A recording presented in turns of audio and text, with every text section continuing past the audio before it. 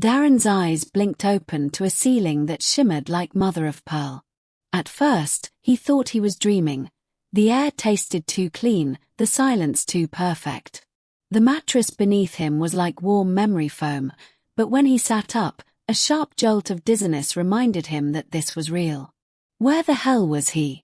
The room curved upward into a dome, walls laced with veins of soft blue light. No visible seams, no door, no window. The bed he lay on appeared to have grown from the floor itself. It pulsed faintly, keeping rhythm with something, maybe his heartbeat.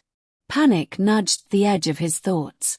Last thing he remembered, he'd been aboard the Freya, an Earth salvage vessel orbiting the dead moons of Vexor 9. A distress signal. An abandoned station. Then a flash of light. Then, nothing. He swung his legs off the bed and touched the floor. It was warm, pulsing slightly, like the interior of a living creature. Before he could take a step, part of the wall shimmered, and from it emerged a figure.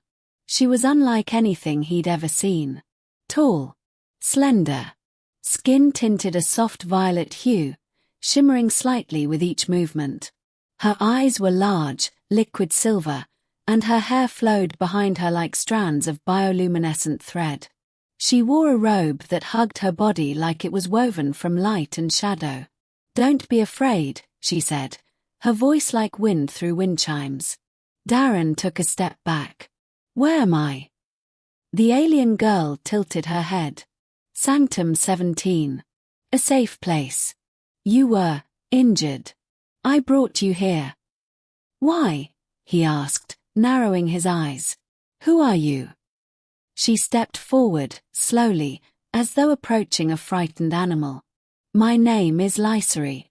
I am the last of the Ethari, the caretakers of this sector. You entered a dying station. It collapsed in on itself. You would have died if I hadn't extracted you." Darren swallowed.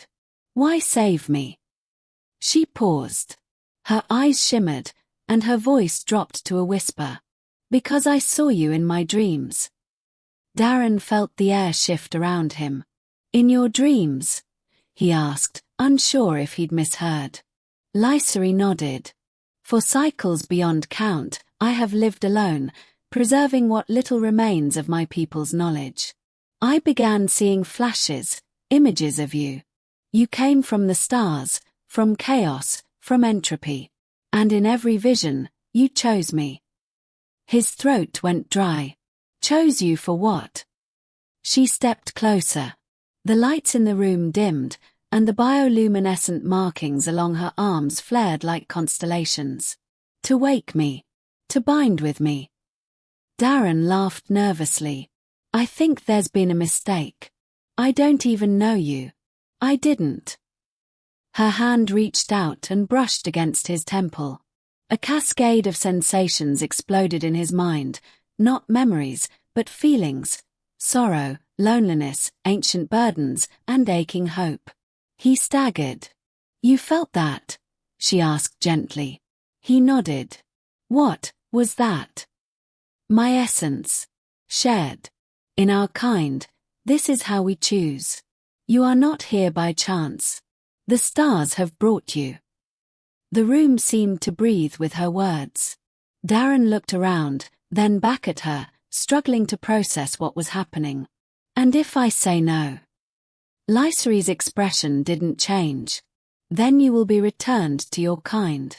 Your memories of this place, of me, will fade like mist."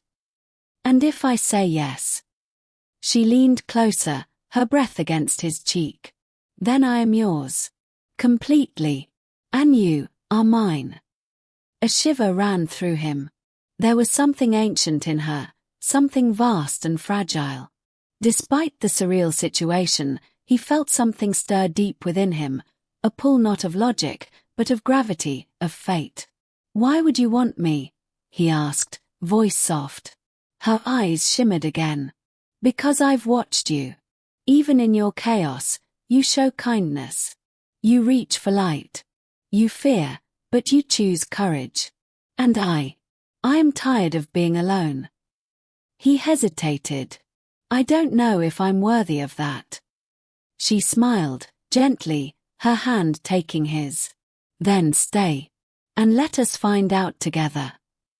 Over the following days, or what passed for days in Sanctum 17, Darren came to learn more about Lysari and her dying world. She showed him the memory wells, glowing pools where her people's thoughts were preserved like echoes. He saw civilizations rise and fall, stars be born and fade, and in every scene, the Ethari were caretakers, never conquerors. When war came, they refused to fight. Their peace became their extinction. I was chosen to remain, Lysari explained one evening as they sat beneath a projected sky.